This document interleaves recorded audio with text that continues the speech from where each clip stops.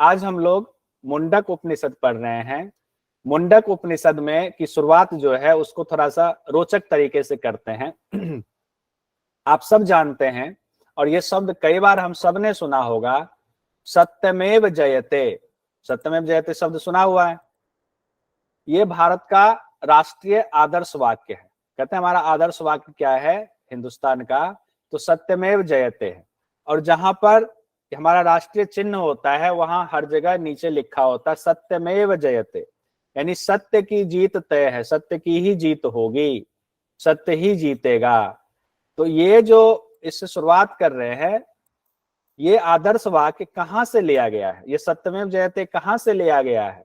तो ये सत्यमेव जयते आदर्श वाक्य जो है ये लिया गया है अपने मुंडक उपनिषद से। तो सत्यमेव जयते है, इसका पूरा मंत्र पहले देख लेते हैं क्या है इसका पूरा मंत्र। ये जो मंत्र है, सत्यमेव जयते नानृतम सत्येन पंथा विततो देवयानः येन क्रमन्त्योषयो याप्त कामा यत्र तत् सत्यस्य परमम निधानम।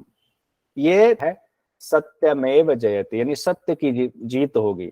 और ये तब उठाया गया, यानी इसका अर्थ पहले देख लेते फिर बताता हूं कहानी कैसे ये आया। कहते हैं सत्य ही विजय होता है, सत्यमेव जयते नानृतम सत्येन, यानी कि सत्य की ही विजय होगी।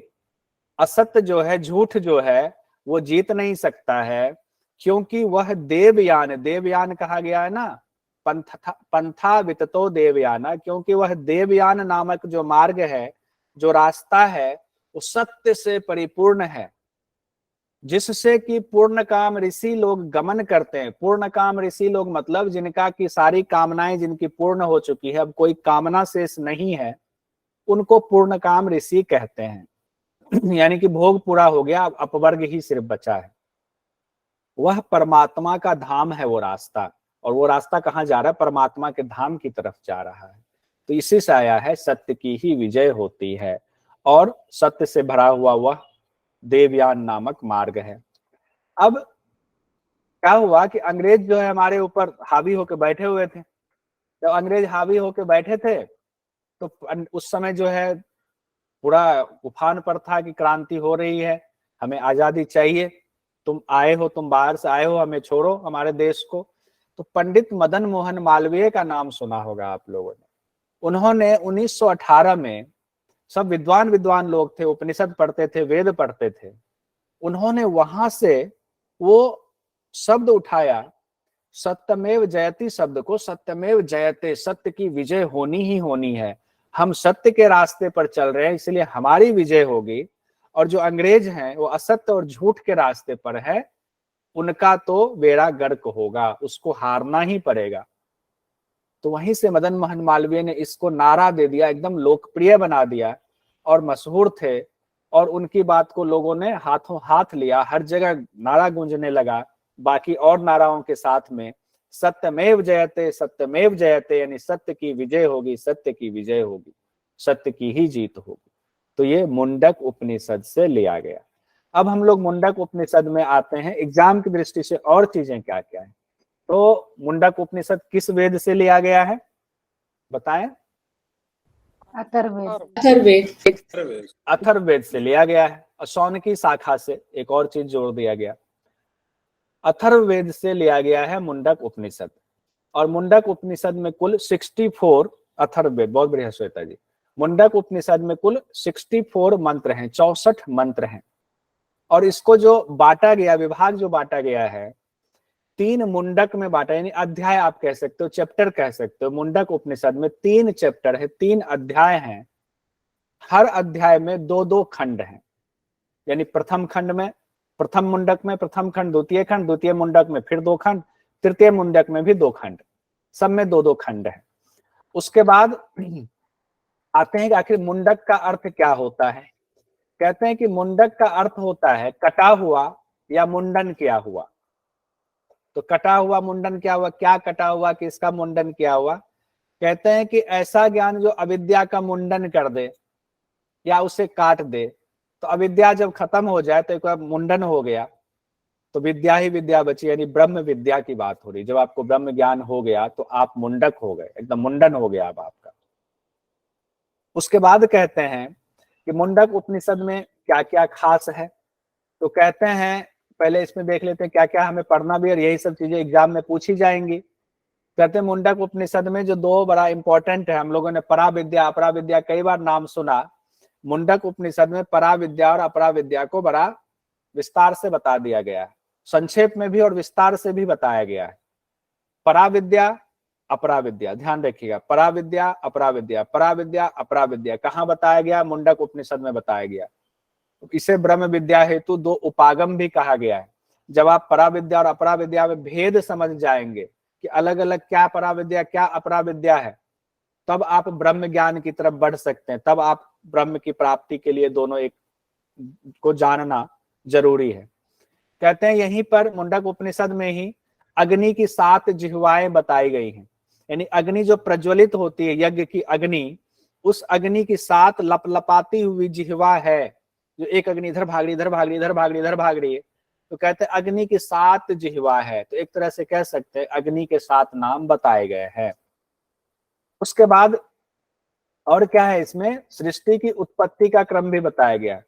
हर जगह हम लोगों ने सृष्टि की उत्पत्ति का क्रम देखा है, इसमें अलग से क्रम बताया गया, फिर उस क्रम की फिर व्याख्या भी की गई है। बहुत सुंदर व्याख्या है। ब्रह्म विद्या को सभी विद्याओं का आधार कहा गया है, ये भी नोट कर लीजिएगा कि ब्रह्म विद्या सभी विद्याओं का आधार है, ये मुंडक उपनिषद में कहा गया। वैसे तो ये कई और उपनिषदों में भी इसकी चर्चा है, लेकिन अगर कहे कि सभी विद्याओं का आधार कौन सी विद्या है, तो ब्रह्म विद्या सभी विद्याओं का आधार है, ऐसा उपनिषदों में कहा गया। मुंडक उपनिषद में खास करके ये कहा गया। अब ब्रह्म प्राप्ति के लिए बड़ा सुंदर व्याख्यान दिया गया। उसमें कहा गया ओंकार ही धनुष है। ओंकार को धनुष कहा गया है, यानी कि आप साधन बता रहे हैं, और बाण जो है वो आत्मा है, आपकी आत्मा बाण है, और ब्रह्म जो है एकदम लक्ष्य जो है, ब्रह्म को लगा करके उस ओंकार रूपी धनुष पे आत्मा का बाण चढ़ा करके संधान कर दीजिए, तो बाण जो है उस लक्ष्य में लग जाएगा, उस आत्मा जो है उस ब्रह्म में लगेगा, और वहीं वो बाण जो है विलीन हो जाएगा, मतलब उसी में उनका लय हो जाएगा, यानी आत्मा का उस ब्रह्म में लय हो जाएगा। ये पूरा अच्छा व्याख्यान बताया गया है। अब हम लोग विस्तार से मुंडक उपनिषद को देखते हैं। एक एक मुंडक को देखेंगे। विस्तार से इसलिए पढ़ रहे हैं कि एक बार जब हम विस्तार से पढ़ लेंगे, तो उसके बाद जब हम समरी पढ़ेंगे, समरी भी करेंगे हम लोग दोबारा, तो बड़ा आसान होगा समझना। जब पूरी कहानी समझते हैं तो उसमें से पॉइंट निकालना आसान होता है। तो हम लोग प्रथम मुंडक देखते हैं, प्रथम खंड, प्रथम मुंडक का प्रथम खंड देखते हैं। इसमें कहा गया है संपूर्ण विश्व के रचयिता ब्रह्मा जी सभी देवताओं में सबसे पहले प्रकट हुए। सब जानते हैं कि ब्रह्मा जी ही प्रकट हुए, उनको परब्रह्म ने प्रकट किया। और हम लोग भागवत पुराण जो है उसमें कहते हैं कि नाभि से जो कमल निकला, कमल पे वो थे। तो सभी देवताओं में सबसे पहले कौन आए? ब्रह्मा जी आए। और ब्रह्मा जी को भुवनस्य गोप्ता कहा जाता है। भुवनस्व गोप्ता, सभी भुवनों का रक्षा करने, सभी भुवनों के रक्षक। ब्रह्मा जी ने जो है ब्रह्म का ज्ञान दिया। ब्रह्मा जी ने सबसे पहले अपने ज्येष्ठ पुत्र अथर्वा को ब्रह्म का ज्ञान दिया। तो सीक्वेंस देखिए बनाया हुआ है। ब्रह्मा भगवान ने अथर्वा को दिया, अथर्वा ने अंगी ऋषि को दिया, अंगी ऋषि ने भरद्वाज गोत्र के सत्यवाह को वो ब्रह्म का ज्ञान दिया, भरद्वाज गोत्र में पहुंच गया। और भरद्वाज ऋषि ने इसी विद्या को अंगिरा नाम के ऋषि को बताया। तो एक बार अंगी ऋषि है और नीचे अंगिरा ऋषि का नाम आया हुआ है, ये ध्यान देंगे। सबसे लास्ट में अंगिरा ऋषि तक ये बात पहुंच रही है इस सीक्वेंस में। उसके हो सकता है कि आजकल ये सीक्वेंस पूछ दिया जाता है, जैसे कि पूछ दिया कि गीता में कौन सा ज्ञान पहले कैसे कैसे किसको दिया गया था, इस बार पूछा गया था। इसको थोड़ा सा कोई सीक्वेंस बना लेंगे, याद कर लेंगे तो उत्तम रहेगा।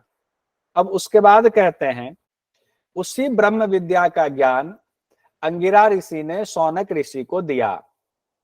अब इस उपनिषद में जो चर्चा है, दो लोगों के बीच चर्चा है, दो ऋषि के बीच चर्चा है। एक शिष्य बन के गए हैं, एक गुरु के रूप में उनको ब्रह्म ज्ञान बता रहे हैं। तो अंगिरा ऋषि गुरु के रूप में है, जो हमने वहां सीक्वेंस में देखा सबसे अंतिम वाले उसमें। तो अंगिरा ऋषि हैं और वो शौनक ऋषि को ब्रह्म विद्या के बारे में बता रहे हैं, ज्ञान दे रहे हैं। तो मुंडक उपनिषद में अंगिरा ऋषि और शौनक ऋषि के बीच जो संवाद है उसी संवाद को पूरा लिखा गया है। तो शौनक ऋषि के बारे में एक बार जान लेते हैं।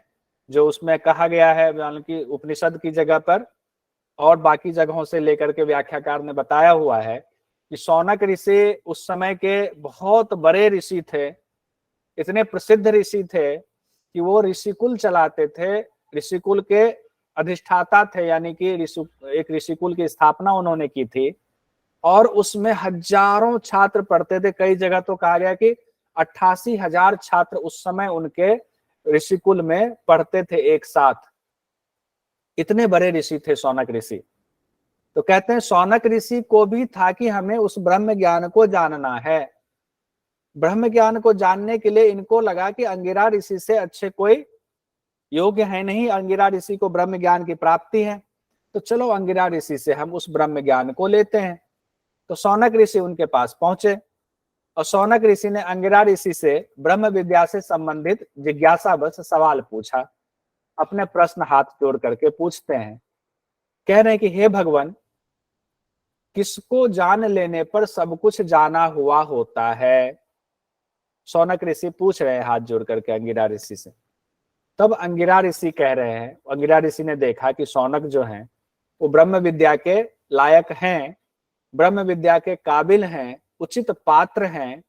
तब अंगिरा ऋषि शौनक ऋषि को कह रहे हैं कि ब्रह्म को जानने वाले कहते हैं, खुद भी ब्रह्म को जान रहे हैं, लेकिन खुद ये नहीं कह रहे कि मैं ब्रह्म को जानता हूं। अगर ये बात कह देंगे कि मैं ब्रह्म को जानता हूं, तो हम लोगों ने पढ़ा हुआ है इससे पहले के उपनिषदों में कि जिनको ये अहंकार होगा कि मैं ब्रह्म को जानता हूं, तो मतलब उनका जाना हुआ है। इसीलिए यहाँ कह रहे हैं कि ब्रह्म को जानने वाले कहते हैं कि दो विद्या जानने योग्य है, इसी को जान लेने पर सब कुछ जाना हुआ होता है। तो वो कौन सी दो विद्या है जिसको आप जानेंगे तो लगेगा कि ब्रह्म के बारे में अब हम जान रहे हैं? तो वो कौन सी विद्या कहते हैं? परा विद्या और अपरा विद्या, ये दो विद्या है। इसको जानना पड़ेगा ब्रह्म को जानने के लिए, या ब्रह्म को संधान भी अगर हम करेंगे, ब्रह्म को हम लक्ष्य भी करेंगे, तो भी पहले परा विद्या और अपरा विद्या तो समझें। तो कहते हैं अब परा और अपरा, तो पहले अपरा विद्या की चर्चा हो रही है। पुंडलिक जी यहाँ ध्यान दीजिएगा, एक दिन चर्चा हुई थी तो उससे संबंधित कई सवाल इसमें निकलेंगे और यूनिट 1 में भी इससे सवाल निकलेगा। यूनिट 1 में भी कुछ चीजें मैंने इसमें जोड़ी हुई। अपरा विद्या के बारे में कहते हैं चारों वेद, यानी ऋग्वेद, यजुर्वेद, सामवेद, अथर्ववेद और वेद के 6 अंग हैं जो चर्चा हुई थी। वेद के 6 अंग हैं। कौन कौन से अंग हैं? शिक्षा, कल्प, व्याकरण, निरुक्त, छंद और ज्योतिष।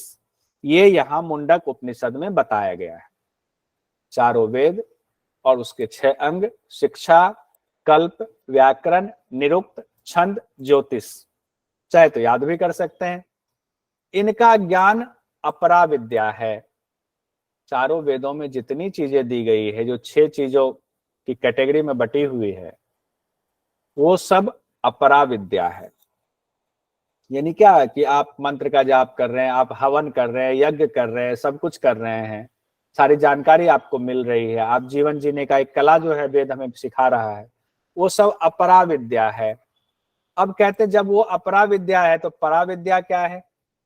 कहते हैं कि जिसके द्वारा परब्रह्म अविनाशी परमात्मा का तत्व ज्ञान होता है, जिस विद्या के द्वारा उस परब्रह्म जो अविनाशी हैं उनको तत्व से हम जानते हैं, वो पराविद्या है। अब कहेंगे क्या वेद में उनको जानने के बारे में कुछ नहीं कहा गया है? कहते हैं कहा गया है। तो यहाँ व्याख्याकार ये कहते हैं, और जो निकल भी रहा है सही अर्थ, यानी पराविद्या का ज्ञान तो वेदों में ही है, इसीलिए उतने अंश को छोड़ करके जिसमें कि उस ब्रह्म का ज्ञान है, उस अंश को छोड़ करके बाकी वेद के भाग को अपरा समझेंगे, और जिसमें वो ब्रह्म के बारे में ज्ञान है उनको पराविद्या मानेंगे। यानी कि उपनिषदों में ब्रह्म के बारे में ही पूरा ज्ञान है, ज्ञान कांड ही उसको कहा जाता है, तो उसको हम ये मान लेंगे कि वो जो है पराविद्या है, और बाकी सब वेद के बाकी जितनी चीजें हैं वो अपरा विद्या है। यहाँ पर कोई कंफ्यूजन मुझे नहीं लगता है होनी चाहिए। अब हम लोगों ने चर्चा की कि वेद के जो 6 अंग हम लोगों ने कहा, इससे पहले भी बात हुई कि वेद के 6 अंग, ये यूनिट 1 में भी, पेपर 2 यूनिट 1 में भी हम लोगों को ये बड़ा इंपॉर्टेंट है, पढ़ना पड़ेगा। वेद को जब हम पढ़ेंगे, वेद का सामान्य परिचय जब हम लेंगे। सर जी जैसे आप बोल रहे हो कि पराविद्या का, कि उपनिषदों का ज्ञान हो गया तो वो पराविद्या में आएगा। हाँ, तो अपरा विद्या में तो वेद है, तो वेदों का सार ही उपनिषद है ना, तो फिर वो पराविद्या में कैसे आया? वेदों का सार उपनिषद है, तो सार तो ब्रह्म से ही जोड़ रहा है ना। तो वेदों का सार उपनिषद में कहने का तात्पर्य ये भी है कि एक तरह तो वेद में कहा गया है कि आप जो है हवन कीजिए, वेदों में ये भी कहा गया है कि आपको कुछ प्राप्ति करना है, अगर लौकिक चीज की प्राप्ति करनी है तो ये वाला हवन कीजिए, कहा गया है ना। स्वर्ग की प्राप्ति करनी है तो अग्नि विद्या का संधान कीजिए, ये भी कहा गया है। तो उसमें लौकिक चीज से जोड़ा गया है, यानी कि वहां पर आप सकाम कर्म भी हो जा रहा है, लेकिन जो निष्काम कर्म और सीधे ब्रह्म यानी मोक्ष की तरफ ले जाता है, जो पोर्शन उतना है, उसको पराविद्या कहा गया है। अच्छा, ठीक है। उसमें चीजें मिक्स हैं, उसमें लौकिक चीजों की प्राप्ति के भी उपाय बताए गए हैं, सारे उपाय बताए गए हैं, लेकिन उपनिषद में सिर्फ जो है मोक्ष की बात की गई है, ठीक ना। तो उसी को पराविद्या कहा गया, बाकी सब अपराविद्या है। उसके बाद कहते हैं कि 6 जो चीजें हैं, जो हमने अभी देखा, वेद के 6 अंग हैं। तो 6 अंग कौन कौन से हैं? तो पहला है शिक्षा, दूसरा कल्प, तीसरा व्याकरण, चौथा निरुक्त, पांचवा छंद, और छठा है हमारा ज्योतिष। इसको अच्छे से समझ लेते हैं तो वहां हमें कम समय लगेगा। यहाँ पर चूंकि यहाँ संदर्भ आया है मुंडक उपनिषद में, तो इसलिए इसको जानना थोड़ा अच्छा लगेगा। जो वेद को अगर मान ले पुरुष हैं, वेद को कहा गया भगवान के द्वारा आविर्भाव हुआ है, वेद को किसी ने लिखा नहीं है, वो भगवान ने ही प्रकट किया है वेद को। तो कहते हैं कि वेद को प्रकट किया तो वेद को पुरुष मान लेते हैं। तो वेद पुरुष जब हुए तो उनके आंख होंगे, कान होंगे, नाक होंगे, सब कुछ होंगे। तो उनके जो 6 अंग हैं, ये वो कहा गया है। शिक्षा जो है नाक है उनकी, कल्प जो है वो हाथ है, व्याकरण जो है उनका मुख है, वाणी है, निरुक्त जो है वो कान है, छंद जो है वो पैर है, ज्योतिष को आंख कहा गया है। तो कई बार एग्जाम में आ जाता है कि आंख किसको कहा गया, कौन से अंग को कहा गया है। सामान्य परिचय वेद का पढ़ेंगे तो उसमें हमारे लिए जरूरी हो जाता है। तो ज्योतिष को उस वेद पुरुष का या वेद का आंख कहा गया है। उसके बाद कहते हैं शिक्षा क्या है, जो 6 अंग है उसको कैसे जोड़ेंगे, शिक्षा होता क्या है। तो शिक्षा के बारे में कहा गया है, शिक्षा कहा गया है कि वेदों का पाठ यानी उसका जो यथार्थ उच्चारण की विधि है, जो हम कैसे किस पाठ का उच्चारण किया जाए, सिर्फ मंत्र मंत्र मंत्र का उच्चारण वगैरह, उसके बारे में जो उपदेश दिया गया है वो शिक्षा में है, वो शिक्षा हो गया। कल्प क्या है? कहते हैं जिसमें यज्ञ आदि की विधि बताई गई है, यज्ञ कैसे करना है, नहीं करना है। यज्ञ कर रहे हैं तो अग्नि कुंड की का आकार कैसा होना चाहिए, त्रिकोणाकार होना चाहिए, गोलाकार होना चाहिए, चकोर होना चाहिए, आयताकार होना चाहिए, कैसा होना चाहिए, और कितनी बार मंत्र पढ़ेंगे तो कौन सी सिद्धि आपको मिल जाएगी, कौन से कष्ट दूर हो जाएंगे, और क्या आपको वापस जो है मिल जाएगा, या कैसे जो है आप स्वर्ग की प्राप्ति कर लेंगे। सारे विधि विधान बताए गए हैं, एक से एक विधि विधान है, वो कल्प में आता है। व्याकरण जैसा कि नाम से ही हम लोग जानते हैं कि शब्द आदि का अर्थ का प्रयोग जो है कहाँ करना है, वो नियम जो बताया गया है, वो नियम व्याकरण में आता है। निरुक्त में कहा गया, जिसको कि कान कहा गया है, कि वैदिक शब्दों का जो कोश है, यानी डिक्शनरी, उसको हमने शब्द लिख दिया हुआ है कि वैदिक शब्दों का कहीं डिक्शनरी होगा, उसमें एक शब्द के बदले कई और शब्द बताए गए। जैसे गो है, गो का हम लोगों ने हठ प्रदीपिका में देखा कि उसका अर्थ जिह्वा भी होता है, गो का अर्थ इंद्रिय भी होता है। तो वो सब कहाँ से लाते हैं व्याख्याकार? वो उसी निरुक्त से लाते हैं, वहां एक शब्द के बदले कई और शब्द बताए गए हैं, वो निरुक्त हो गया। उसके बाद छंद है कि छंद जो वैदिक छंदों की रचना हुई है, वो कैसे उसकी रचना हुई है, उसका पूरा ज्ञान उसमें है। उसके बाद ज्योतिष है, ज्योतिष जिसको आंख कहा गया है, कि ग्रह नक्षत्र कौन सा कहाँ पर है, उसकी गति कैसे है, कौन से समय में किसकी गति कैसे होती है और उसका हमारे शरीर से क्या संबंध, हमारी पृथ्वी से क्या संबंध है, या पृथ्वी पर रहने वाले जो लोग हैं उन पर उसका, उन ग्रहों का क्या प्रभाव पड़ता है, वो ज्योतिष में आता है। तो इस तरह ये वेद के भाग हैं, ज्योतिष भी वेद का भाग है। ये सब मिल करके तब वेद बना हुआ है। और उसमें उपखंड में हम लोगों ने 4 उपखंड का पढ़ा हुआ था। पहला था संहिता, कोई बात नहीं, दूसरा था ब्राह्मण भाग, तीसरा था आरण्यक आरण्यक, और उपनिषद। चौथा वो उपखंड हुआ। ठीक है, अब हम लोग यहां तक हमने देख लिया, बाकी हम लोग कल करेंगे इससे आगे वाला।